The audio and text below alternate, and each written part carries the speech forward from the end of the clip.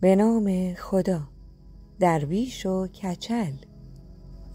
یکی بود یکی نبود. ارباب ثروتمندی بود که گاو و گوسفند زیادی داشت. ارباب چوپانی داشت که سرش کچل بود.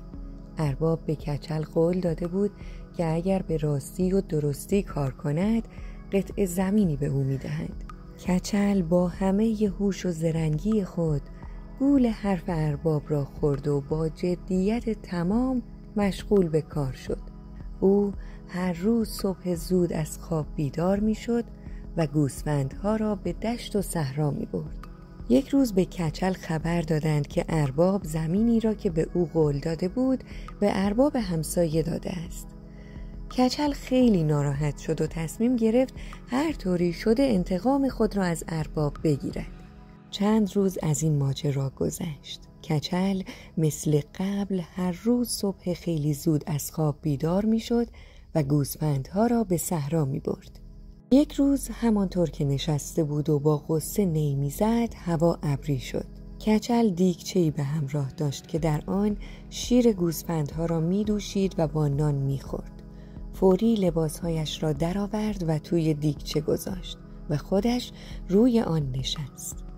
ناگهان باران تندی شروع به باریدن کرد. باران که تمام شد کچل لباسهایش را از توی دیگچه درآورد و پوشید. در همین موقع درویشی از راه رسید و به طرف کچل رفت. لباسهای کچل خشک بود.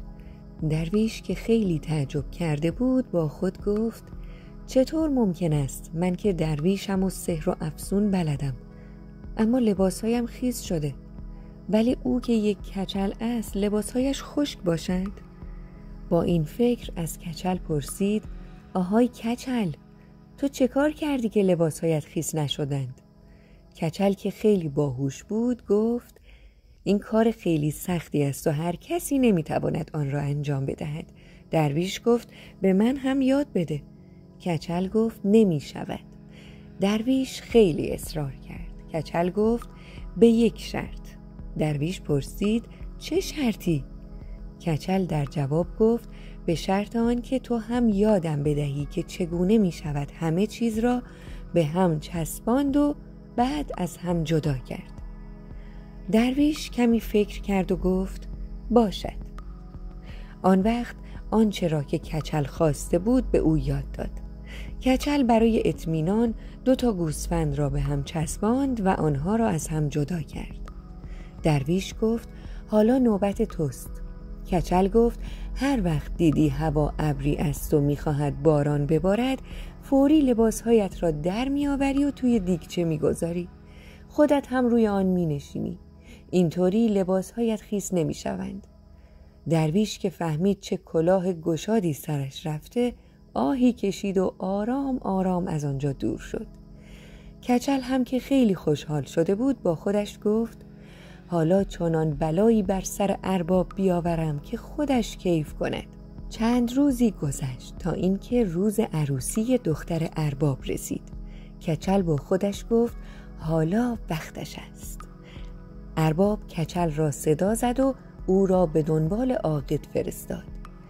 کچل رفت و عاقد را آورد. عاقد دفتر و دستک خود را برداشت و به طرف اتاق رفت تا عروس را به عقد داماد در بیاورد.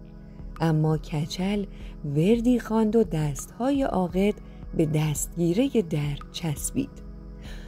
عاقد هر کاری کرد نتوانست دستهای خود را از دستگیره جدا کند. پدر عروس برای کمک به طرفش رفت، اما تا دستهای عاقد را گرفت کچل وردی خواند و او را نیز به عاقد چسباند. بعد از آن نوبت پدر داماد بود که برای کمک به پدر عروس و عاقد به طرف آنها رفت، اما کچل او را هم به بقیه چسباند. بعد نوبت برادرهای عروس و برادرهای داماد شد. کچل تمام آنها را به هم چسباند، حتی داماد را هم به آنها چسباند. بعد تمام مهمانها را به هم چسباند. ارباب که دید کار دارد به جاهای باریکی کشیده می شود قول داد زمین را به کچل بدهد. کچل وردی خواند و آنها را از هم جدا کرد. بعد ارباب زمینی را که قول داده بود به کچل داد. از آن روز به بعد کچل روی زمین خودش کار کرد.